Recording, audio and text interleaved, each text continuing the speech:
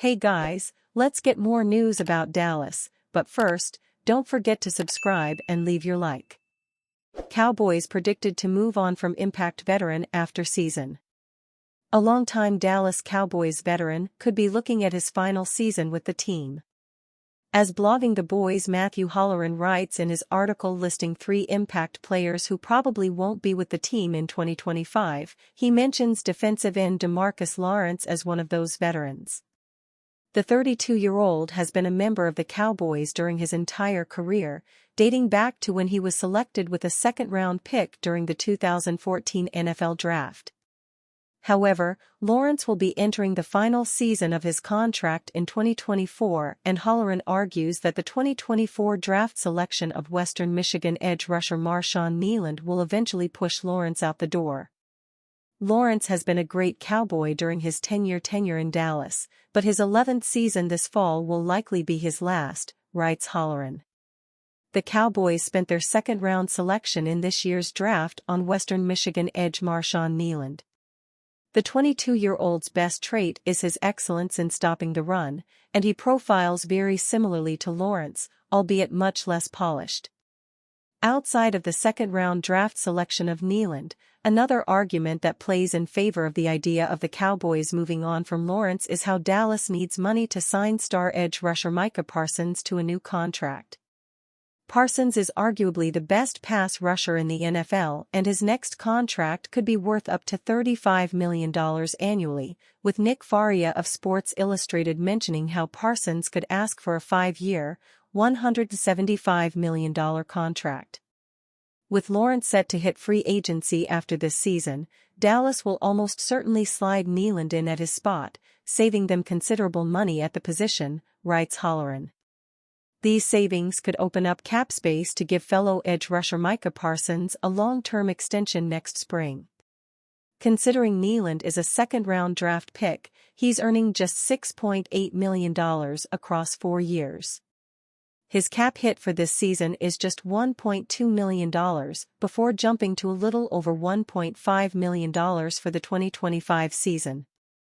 By comparison, Lawrence, who is a 4-time Pro Bowler and former second-team All-Pro selection, is about to complete a deal where his cap hit is over $20 million for this season. Lawrence actually has the second-largest cap hit of any Cowboys player on the roster and has not earned less than $17 million per year since he played under his rookie deal. As Holleran mentions, it's not like Lawrence's play is declining with age. He was actually the second-best run defender in the NFL last season at the age of 31. That means that Lawrence's value and asking price will not go down much, barring a major decline during the 2024 season. The 2014 second-round draft pick was once again outstanding last year, playing in all 17 regular season games and being the second-best run defender in football, according to Pro Football Focus. Lawrence's PFF run defense grade of 92.2 was the second highest of his career, as was his overall defensive grade of 91.0, writes Holleran. Even if Lawrence remains a top defensive end for the 2024 season, that will actually work against the idea of him returning to the Cowboys for a 12th season in 2025. America's Sweethearts, Dallas Cowboys cheerleaders, viewer backlash after true salary exposed in doc. Netflix's new documentary series America's Sweethearts, Dallas Cowboy Cheerleaders has received backlash from viewers are revealing the shocking pay disparity between the highly accomplished cheerleaders, who are paid equal to a full-time Chick-fil-A worker. The new series showcases the intense routine to make it as a cheerleader in the highly competitive, elite squad, including demanding physical appearances as well as high levels of athleticism and training for the impressive routines, all while revealing that they are paid a wage that means some of them require second jobs. According to Forbes, the cheerleaders make around $15 to $20 per hour, for an annual salary of $22,500. Meanwhile, Dallas Cowboys are one of the richest sports franchises in the world, with a $9 billion net worth. In the documentary, the Cowboys' chief brand officer Charlotte Jones said, "There's a lot of cynicism around pay for NFL cheerleaders, as it should be. They're not paid a lot. but the facts are, they actually don't come here for the money. They come here for something that's actually bigger than that to them. They have a passion for dance. There are not a lot of opportunities in the field of dance to get to perform at an elite level. It is about being a part of something bigger than themselves. It is about a sisterhood that they are able to form, about relationships that they have for the rest of their life.